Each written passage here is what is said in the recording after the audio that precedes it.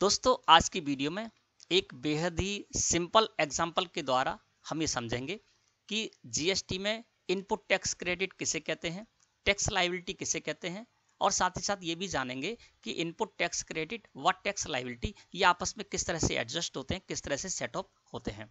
एक सिंपल से एग्जाम्पल से आज की वीडियो में आपको बताऊंगा। दोस्तों इससे पहले मैं बताता हूं कि मैं अपने चैनल पर टेली प्राइम सॉफ्टवेयर में वर्क करने से रिलेटेड और जीएसटी से रिलेटेड वीडियो लगातार अपलोड कर रहा हूं। हैशटैग 60 नंबर वाली ये वीडियो मेरे चैनल पर अपलोड है, जिसमें मैंने बताया है what is GST, what is IGST, CGST and SGST. और इसी वीडियो में विद एग्जांपल ये भी बताया है कि कौन सी सप्लाई करने पर आपको आईजीएसटी टैक्स कैलकुलेट करना है और कब आपको सीजीएसटी और एसजीएसटी टैक्स कैलकुलेट करना है। तो आप मेरे चैनल पर जाकर ये वीडियो देख सकते हैं। नीचे डिस्क्रिप्शन में भी इस वीडियो की लिंक दे दूंगा, उस पर क्लिक करके भी आप ये वीडियो देख सकते हैं। इसके बाद हैशटैग 61 नंबर वाली वीडियो मेरे चैनल पर अपलोड है। इसमें मैंने आपको बताया है कि जो जीएसटी इनवॉइस होता है, बिल होता है, उसमें आप किस तरह से समझेंगे कि इस बिल में टैक्सेबल वैल्यू कितनी है, टैक्स अमाउंट कितना है और इनवॉइस वैल्यू कितनी है। विद एग्जांपल मैंने इस वीडियो में आपको ये टॉपिक क्लियर किया है, तो आप ये वीडियो मेरे चैनल पर जाकर देख सकते हैं। नीचे डिस्क्रिप्शन में भी आपको इस वीडियो की लिंक दे दूंगा, उस पर क्लिक करके भी आप ये वीडियो देख सकते हैं और सीख सकते हैं। अब चलते हैं दोस्तों अपने टॉपिक की ओर। सबसे पहला प्रश्न यहां पर है कि व्हाट इज आईटीसी यानी इनपुट टैक्स क्रेडिट। तो दोस्तों एक एग्जांपल से समझते हैं। यहां पर क्या है कि अमित इलेक्ट्रॉनिक्स मेरी एक ट्रेडर्स फर्म है, जिसमें मैं क्या करता हूं, लैपटॉप और मोबाइल हैंडसेट परचेज करता हूं और सेल करता हूं। अब दोस्तों जब भी मैं मोबाइल हैंडसेट या लैपटॉप परचेज करूंगा और परचेज करने पर जो भी टैक्स मैं पे करके आऊंगा, वो दोस्तों जीएसटी में हमारी आईटीसी यानी इनपुट टैक्स क्रेडिट कहलाएगी। ठीक है ना, मतलब जिस चीज का आपका व्यापार है, वो प्रोडक्ट आप परचेज करते हैं, परचेज करने पर जो भी टैक्स आप पे करके आते हैं, वो आपकी इनपुट टैक्स क्रेडिट कहलाती है जीएसटी में। इसके अलावा आप अपने व्यापार से रिलेटेड कोई फिक्स असेट्स परचेज करते हैं और उस पर आप कोई टैक्स पे करके आते हैं ना, तो वो भी दोस्तों आपकी इनपुट टैक्स क्रेडिट कहलाएगी।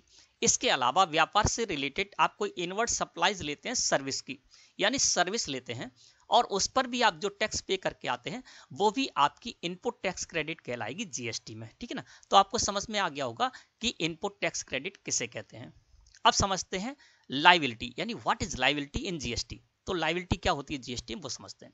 अब दोस्तों मैं अपने ही एग्जाम्पल से आपको समझाता हूं कि मेरा जो व्यापार है, उससे रिलेटेड प्रोडक्ट मैंने परचेज किया है ना।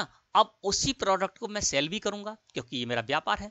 तो जब मैं प्रोडक्ट को सेल करने जाऊंगा, जब मैं सप्लाई देने जाऊंगा, है ना, तो क्या होगा कि जो भी प्रोडक्ट मैं सेल करने जा रहा हूं, उस प्रोडक्ट को सेल करते समय मैं वहां पर टैक्स कैलकुलेट करूंगा, कलेक्ट करूंगा और ये मेरी लायबिलिटी कहलाएगी। यानी आउटवर्ड सप्लाईज करते समय, सेल करते समय मैं ग्राहक से जो भी टैक्स कलेक्ट करूंगा, वो जीएसटी में हमारी लायबिलिटी कहलाएगी। अब इसको समझते हैं एक एग्जांपल से। सबसे पहले एग्जांपल से समझते हैं इनपुट टैक्स क्रेडिट को। अब दोस्तों यहां पर क्या हुआ, मैंने आपको बताया था कि मेरी जो फर्म है उसमें लैपटॉप और मोबाइल को मैं परचेज करता हूं, सेल करता हूं। अब यहां पर क्या किया, मैंने एक लैपटॉप परचेज किया, किसके लिए, सेल करने के लिए, क्योंकि ये मेरा व्यापार है। लैपटॉप मैंने परचेज किया जिसकी वैल्यू है 50,000 रुपए, यानी 50,000 रुपए का लैपटॉप था। और इस पर क्या हुआ, हमारे सप्लायर ने 9,000 रुपए इस पर टैक्स भी लगा कर दिया। यानी क्या हुआ कि लैपटॉप जो प्रोडक्ट है उस पर 18% जीएसटी टैक्स रेट है। अब जिस भी प्रोडक्ट पर जो भी जीएसटी टैक्स रेट है, वो हमारे सप्लायर ने यहाँ पर लगा कर दे दिया। सप्लायर ने क्या किया, 50,000 रुपए का लैपटॉप हमें दिया और उस पर आईजीएसटी 18% 9,000 रुपए इस पर लगा दिया और इसकी टोटल वैल्यू हो गई 59,000 रुपए में। अब मैंने क्या किया, 59,000 रुपए में ये लैपटॉप परचेज किया, जिसमें कि 9,000 रुपए में टैक्स के पे करके आया। तो ये जो मैं टैक्स के पे करके आ रहा हूं 9,000 रुपए, ये दोस्तों हमारी हो जाएगी इनपुट टैक्स क्रेडिट। मैंने आपको बताया था जब भी आप प्रोडक्ट परचेज करते हैं और परचेज करते समय जो भी टैक्स पे करके आते हैं, तो मैं यहां पर प्रोडक्ट परचेज कर रहा हूं लैपटॉप, और लैपटॉप परचेज करते समय 9,000 रुपए मैं टैक्स पे करके आया हूं इस परचेज पर, है ना, तो ये हो जाएगी हमारी इनपुट टैक्स क्रेडिट। अब दोस्तों जो जीएसटी लगता है वो किसी हेड से लगेगा, सीधी जीएसटी से नहीं लगता, या तो आईजीएसटी लगेगा या फिर सीजीएसटी और एसजीएसटी लगेगा। तो मैंने आपको बताया, प्रारंभ में बता दिया, मैं सिंपल से एग्जांपल से आपको समझा रहा हूं जिससे कि आपको अच्छे समझ में आ जाए ना। तो यहाँ पर क्या होगा, मैं जिससे परचेज करने जा रहा हूँ वो हमारा सप्लायर हमारी स्टेट से बाहर का है, इसलिए उसने क्या किया, आईजीएसटी 18% लगा दिया। तो हमारी दोस्तों जो इनपुट टैक्स क्रेडिट बनेगी वो बनेगी 9,000 रुपए, और किस हेड में बनेगी, आईजीएसटी के हेड में 9,000 रुपए की हमारी इनपुट टैक्स क्रेडिट बन गई है ना। तो आपको समझ में आ गया होगा कि इनपुट टैक्स क्रेडिट किसे कहते हैं। सिंपल सी बात है, आप जो भी प्रोडक्ट का आपका व्यापार है उसको परचेज करते समय आप जो भी टैक्स पे करके आए हैं वो आपकी इनपुट टैक्स क्रेडिट हो जाएगी। मैं 9,000 रुपए यहाँ पर टैक्स पे करके आया हूं, तो ये 9,000 रुपए हमारी इनपुट टैक्स क्रेडिट हो गई। अब समझते हैं दोस्तों लायबिलिटी को। लायबिलिटी यानी मैंने आपको बताया था, जब हम आउटवर्ड सप्लाईज करते हैं और आउटवर्ड सप्लाई करने पर हम जो भी टैक्स कलेक्ट करते हैं वो हमारी लायबिलिटी होती है। अब मैंने क्या किया, इसी लैपटॉप को मैं सेल करने जा रहा हूं किसी बायर को, है ना। तो यहाँ पर लैपटॉप एक पीस है और क्या हुआ, 50,000 रुपए का मैंने परचेज किया था और 10% मैंने इस पर प्रॉफिट ऐड कर दी और 55,000 रुपए होगी इसकी बेसिक वैल्यू, यानी 55,000 रुपए का मैं लैपटॉप सेल करने जा रहा हूं। अब मुझे क्या करना है कि जो भी प्रोडक्ट मैं सेल करने जा रहा हूं उस प्रोडक्ट पर जो भी जीएसटी टैक्स रेट है वो मुझे कलेक्ट करना होगा ग्राहक से। तो मैंने क्या किया, 55,000 रुपए का तो मैं लैपटॉप यहाँ पर सेल करने जा रहा हूँ और इस पर 18% जीएसटी टैक्स रेट है, तो इस पर मैंने 18% जीएसटी यहाँ पर कैलकुलेट किया, 9,900 रुपए, है ना। और इसकी टोटल वैल्यू होगी 64,900 रुपए, मैंने इसको सेल कर दिया। अब ये जो 9,900 रुपए हैं जो मैंने ग्राहक से जीएसटी के नाम पर कलेक्ट किए हैं, है ना, तो ये दोस्तों हमारी हो जाएगी लायबिलिटी। अब यहाँ पर भी मैंने सिंपल उदाहरण लिया है, क्योंकि मैं जिसको सेल करने जा रहा हूँ हमारे स्टेट से बाहर की पार्टी है, इसलिए टोटल आईजीएसटी हेड में मैंने 18% यहाँ पर 9,900 रुपए लगा दिए, ठीक है ना। अगर मैं अपनी स्टेट से बाहर के किसी व्यापारी को सेल कर रहा हूं या किसी भी कंज्यूमर को सेल कर रहा हूं तो मैंने आईजीएसटी टैक्स लगा दिया। यदि इस स्थिति में क्या होता है, दूसरी स्थिति ये होती कि मैं अपनी स्टेट के किसी कंज्यूमर को या व्यापारी को सेल करने जाता लैपटॉप, तो मैं वहां पर सीजीएसटी और एसजीएसटी 99% लगा देता और दोनों को मिलाकर 9900 रुपए ही होते, यानी इसको दो भागों में डिवाइड करके हम लगा देते। बात तो एक ही है, 9900 रुपए होते, लेकिन वहां पर हेड बदल जाता है ना। तो अभी मैं सिंपल सा आपको एग्जाम्पल दे रहा हूँ, हेड वाइज किस तरह से ये समझते हैं वो हम आगे वाली वीडियो में आपको बताएंगे, ठीक है ना। अब यहाँ पर क्या हुआ, आउटवर्ड सप्लाईज में कर रहा हूँ, आउटवर्ड सप्लाईज करते समय 9,900 रुपए मैं टैक्स के नाम पर ग्राहक से ले रहा हूँ, तो ये मेरी हो जाएगी लायबिलिटी। यानी आउटवर्ड सप्लाईज करते समय जो भी मैं टैक्स कलेक्ट करूंगा वो मेरी हो जाएगी लायबिलिटी, ठीक है ना। तो आपको समझ में आ गया होगा कि इनपुट टैक्स क्रेडिट किसे कहते हैं और लायबिलिटी किसे कहते हैं।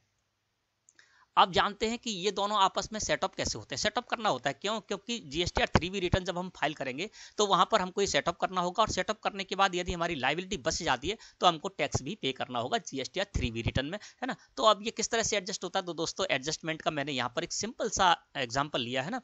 यानी मैंने क्या किया है, जो हमारी आईटीसी बनी है वो भी आईजीएसटी के हेड में ही मैंने बनाई है, और लायबिलिटी बनाई है वो भी आईजीएसटी के हेड में ही बनाई है। तो ये सिंपल सा एक मैंने उदाहरण लिया है, और सिंपल रूप में करेंगे तो बहुत ही आसानी से आप इसको एडजस्ट कर पाएंगे, सेटअप कर पाएंगे।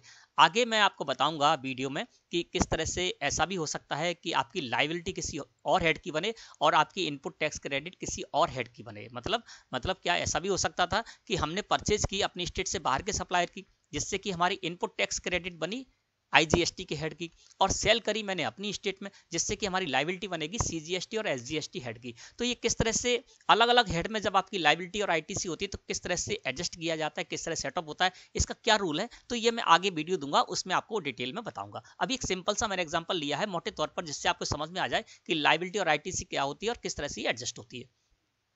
अब देखिए यहाँ पर क्या हुआ, आईजीएसटी की लायबिलिटी हमारी कितनी बनी, यानी आउटवर्ड सप्लाईज पर हमने 9,900 रुपए टैक्स के नाम पर कलेक्ट किए ग्राहक से, तो आईजीएसटी की लायबिलिटी हमारी बनी 9,900 रुपए की। और आईटीसी कितनी बनी आईजीएसटी के हेड में ही, तो जब मैंने परचेज की थी मैं 9,000 रुपए का टैक्स देकर आया था परचेज करने पर आईजीएसटी के हेड में ही, तो आईजीएसटी के हेड की हमारी इनपुट टैक्स क्रेडिट बनी 9,000 रुपए की।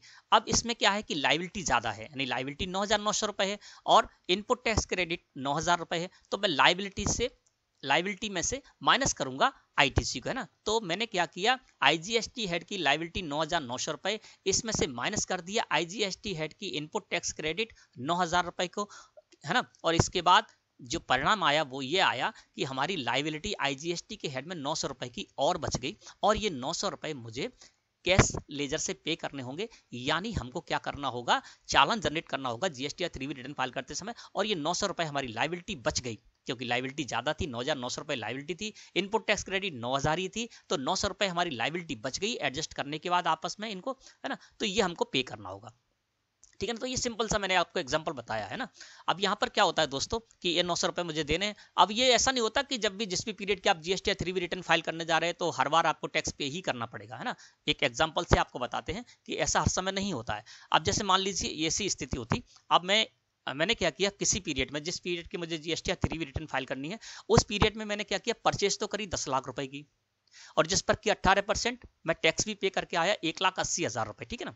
और उसी पीरियड में सेल की मैंने केवल 5 लाख रुपए की, जिससे हमारी लाइबिलिटी बनी सिर्फ 90,000 रुपए की। तो क्या हुआ, लाइबिलिटी कम रही, लाइबिलिटी 90,000 की है, और इनपुट टैक्स क्रेडिट उस पीरियड में 1,80,000 रुपए की है, तो इनपुट टैक्स क्रेडिट ज्यादा है। तब हम क्या करेंगे, सेटअप करेंगे, तो इनपुट टैक्स क्रेडिट ज्यादा है, तो 1,80,000 रुपए इनपुट टैक्स क्रेडिट में से मैं 90,000 रुपए लाइबिलिटी को माइनस कर दूंगा, और उसके बाद हमारी 90,000 रुपए की इनपुट टैक्स क्रेडिट बच ही जाएगी। तो उस पीरियड की जीएसटी और 3B रिटर्न फाइल करते समय हमें कोई भी टैक्स पे नहीं करना पड़ेगा। क्यों, क्योंकि सारी लाइबिलिटी हमारी आईटीसी से सेटअप हो गई, और हमारी आईटीसी बच और गई। तो जो हमारी 90,000 रुपए आईटीसी बच गई है, वो हमारी इलेक्ट्रॉनिक क्रेडिट लेजर में शो होती रहेगी जीएसटी पोर्टल पर, और आगे की पीरियड में जब भी हमारी कोई लाइबिलिटी बनेगी, उससे हम सेटअप कर पाएंगे अपनी इनपुट टैक्स क्रेडिट को, है ना। यानी जो लाइबिलिटी आगे हमारी बनेगी, तो उससे हम सेटअप कर लेंगे हमारा जो 90,000 रुपए का बच रहा है इनपुट टैक्स क्रेडिट, उससे, है ना। तो इस तरह से दोस्तों मैं ये समझता हूं कि आज का टॉपिक आपको अच्छी तरह समझ में आ गया होगा। वीडियो अच्छी लगी हो तो लाइक करें, और आगे भी इससे रिलेटेड वीडियो, जीएसटी से रिलेटेड वीडियो मैं अपने चैनल पर लगातार अपलोड करता रहूंगा। धन्यवाद।